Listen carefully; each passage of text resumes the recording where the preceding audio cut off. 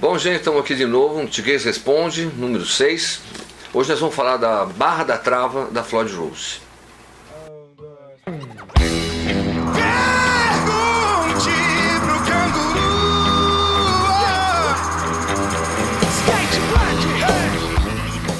Bom, gente, hoje nós vamos falar sobre a barra da trava da Floyd. Uma pergunta do nosso internauta aqui, que ele faz uma pergunta a respeito disso, o Ivanes Bernardi. E nós vamos falar sobre essa trava. Essa trava, Ivanes, né? Essa barra, ela serve para quando você aperta a trava, para travar as cordas, ela é feita para compensar a folga que fica atrás do capo da trava, que é para quando você apertar não dá diferença, quando você apertar não subir a corda. Você já tem que manter ela apoiada na Floyd, já na trava. Eu vou tentar explicar, ou vou fazer um pouco, não sei se vou conseguir explicar direitinho, mas vai sair mais ou menos. Ela é assim. No caso da sua Trilogy, existe a Trilogy que vem com uma alavanca Kahler. É bem diferente o tipo de fixação da Floyd, da alavanca no caso. E ela, no caso da Kahler, não tem esse tipo de trava que é da Floyd. A trava da Floyd tem aquele telhadinho assim, umas são desse jeito, né? Ela tem um lado côncavo. Se você observar bem, ela tem um lado côncavo. Aqui está o parafuso. O parafuso vai vir aqui, por dentro, passando as cordas. Então, aquela barra, ela vai ficar aqui, ó. A barra é assim, ela tem um lado redondo e o parafuso fica aqui e passa por aqui. Ela é feita para quê? A corda vai entrar aqui, bem aqui na pontinha, vai descer por aqui e vai vir aqui. Se você perceber esse ângulo aqui, ó, essa peça ela tem que chegar até ela fazer com que a corda apoie aqui no fundo, para quando você abaixar essa peça, travar, ela não mude o tom. Então é para isso que serve isso, além de um ajuste de tensão das cordas. Vamos supor, algumas guitarras tem, no caso da Trilogy, ela tem a mão inclinada assim. E no caso das Ibanez, as Roadstar antigas, ela é tipo Fender, ela faz assim. Esse tipo de cabeça aqui, quando você chega num ponto que ela deu a função, você abaixando ela um pouco além do que é necessário, ela vai mudar a tensão da corda. Vai poder ficar um pouco mais pesada ou um pouco mais leve. Você tem que ver de acordo com o que você aprofundar aqui, vai mudar a tensão. É para isso também que serve essa peça. Além disso aqui, que é para não desafinar quando você aperta a trava. Não sei se deu para entender bem aqui o desenho, mas é basicamente para isso. Isso serve para apoiar a corda aqui no fundo. Você aperta conforme a necessidade. No caso das Jackson e no caso da Trilogy principalmente, eu acho que ela já é muito rasa. Talvez nem vá caber a peça. Talvez ela já fique no ângulo certo, porque algumas guitarras, tipo a Ibanez Prestige, sem fazer propaganda da marca, ela já vem num ângulo que a peça já fica perfeita. Já foi projetada para isso, ela tem um ângulo certinho, então não precisa da barra. As antigas precisavam. Então é isso, para isso que serve, e é bem importante essa peça, tá? Não é uma coisa simples, é uma coisa importante. Em alguns casos é indispensável. E espero que você tenha entendido, tá, Ivanes? Eu não sei se você já é luthier, mas você tem que prestar atenção também numa coisa. Essa peça aqui, a corda tem que sair bem na pontinha aqui. Se você botar essa peça um pouquinho inclinada para dentro aqui, e essa peça ficar, vamos supor, assim, ó, não sei se dá para você entender também aqui, ó. Se ela ficar meio para dentro assim, ó, a corda vai sair daqui de dentro e aqui dentro ela vai trastejar, vai perder o sustento, a corda, principalmente as agudas. Então ela tem que estar ou bem no esquadro ou um pouquinho inclinada para trás. Você tem que inclinar ela para cá, um pouquinho a coisa, só para você ter certeza que a corda está saindo do ponto zero daqui, que é a pontinha da trava. Bom, espero que vocês tenham entendido, ou você principalmente, Ivanes, que você que fez a pergunta. E no caso da Trilogy, precisa ver se a sua não era Kahler. Se era uma tarraxa, uma Ponte Caller, é bem diferente a trava. Talvez é muito rasa, talvez você não consiga pôr. Antes de você fazer a instalação, você verifica bem se vai ter ângulo para você fazer essas coisas, tá? Então é isso. Eu queria aproveitar também e falar, não vou falar do Super Bond porque eu não faço propaganda, mas eu vou falar de umas guitarras que a gente mexe aqui, ó. Pera aí. Prontinho.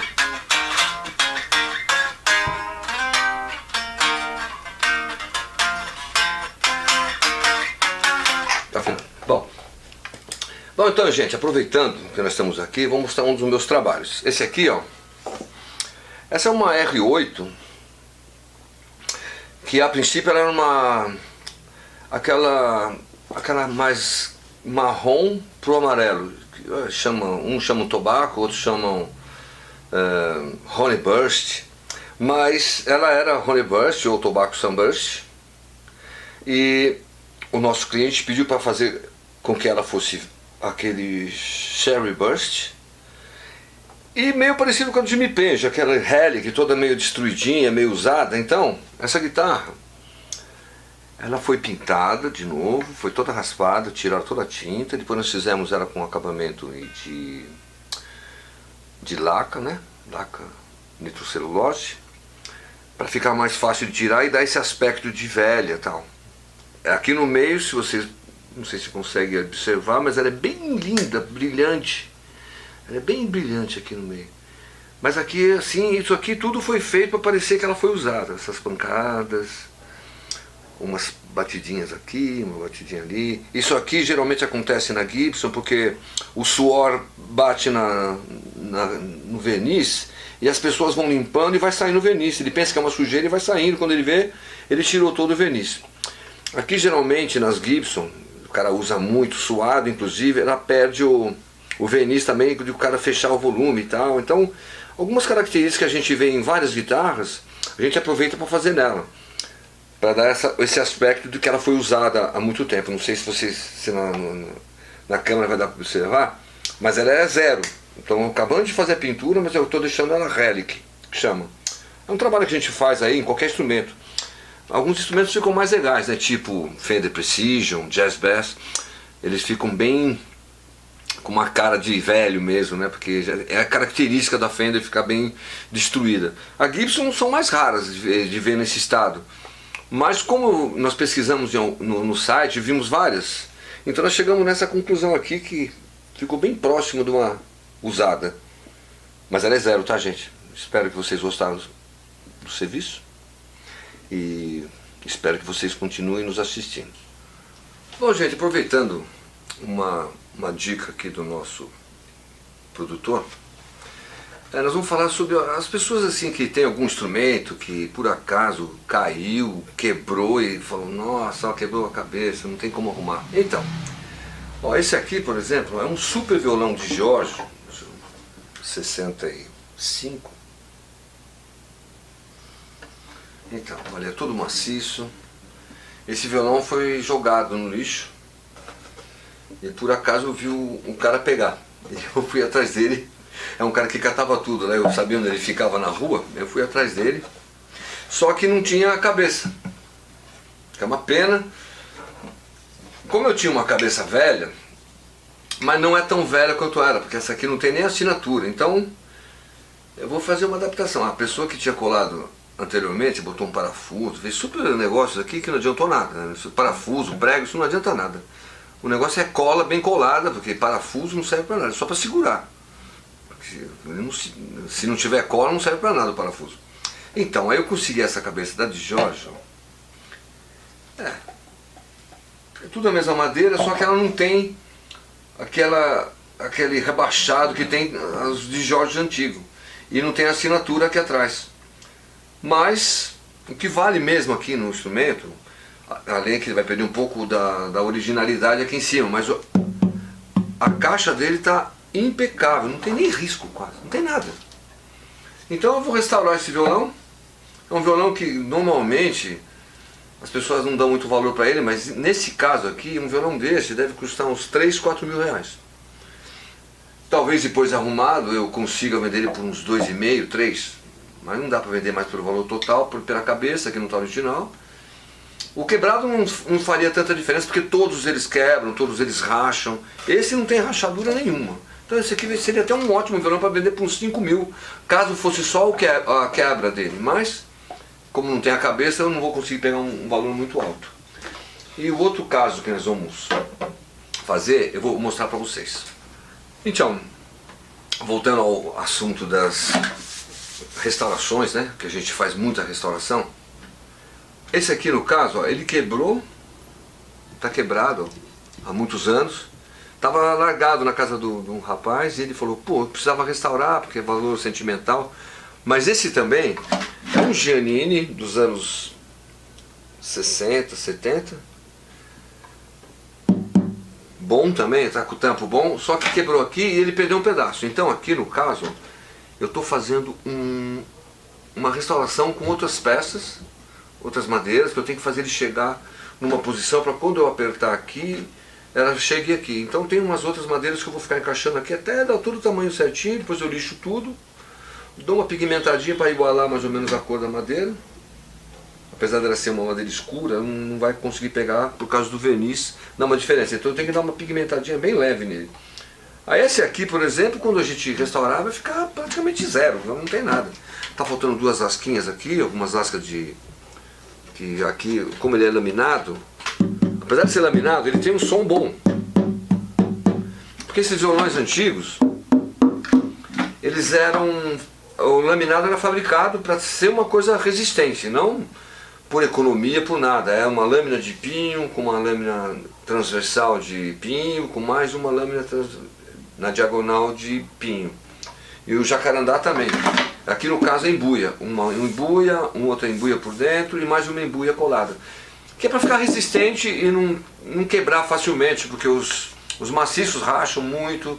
Eles racham aqui, racha aqui, racha aqui, racha nas veias do jacarandá, racha nos pinhos, aqui nos veios escuros, desses veios escuros, são as partes mais frágeis do instrumento. Então, geralmente ele racha nos frisos. Esses laminados não quebram, eles ficam mais resistentes. É para isso que as pessoas fazem laminado. Alguns laminados são muito bons. Inclusive tem um Martin que eu peguei há pouco tempo, nossa, ele é laminado e o corpo é de fórmica. E o fundo é de fórmica, é uma coisa meio inacreditável. Mas se vocês observarem esses Martin, eles são feitos de fórmica no fundo e na lateral. E a tampa, alguns são maciços e outros são laminados também. Mas é um laminado construído, é um laminado preparado, não é um compensado qualquer. É um laminado já prensado, com uma cola boa, com madeiras boas. E o som do violão é impressionante. É melhor que muitos violões Martin mesmo, que são todos maciços, de madeiras maciças boas. E o violão é um pequenininho, mas ele tem um som que é impressionante, e é de fórmica e laminado. Então não precisa ter preconceito com laminado, maciço. Claro que um instrumento maciço, bem feito, é bem melhor, porém mais frágil e pode quebrar facilmente. Então, como existem laminados bons, eu acho que para uma pessoa que quer ter um instrumento resistente, teria que ser laminado. Tipo, esse aqui é um laminado que durou o quê? 50 anos? Praticamente, meu, isso aqui não quebra. Agora um maciço só faz assim e já racha na hora. Faz assim, ó. Se ele tiver muito seco, porque... E também outra coisa, quando eu falo, isso aqui está com a madeira bem sequinha, não é bom. O instrumento, ele tem que ter uma certa umidade dentro dele. Ele tem que manter ele úmido para a madeira estar viva, porque quando ela seca muito, ela fica ressecada, ela começa a rachar. Então você tem que hidratar periodicamente a madeira. Existem uns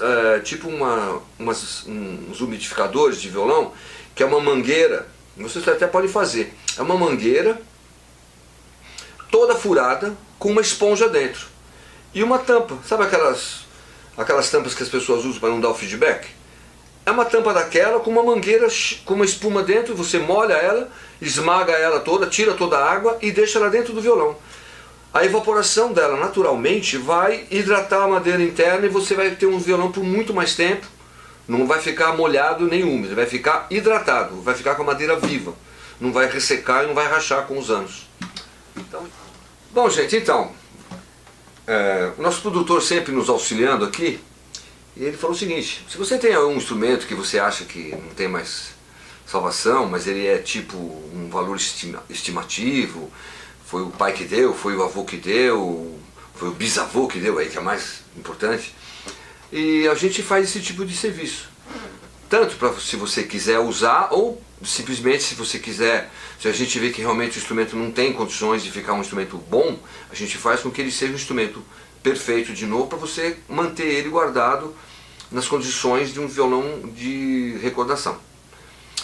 E além disso, eu estudei anos para tocar uma peça no violão de nylon, mas estudei quase 10 anos seguidos para tocar uma peça de nylon, mas como o violão está sem corda, eu não vou poder demonstrar para vocês a minha super técnica de 40 anos quase de estudo. Então, mas eu posso dublar.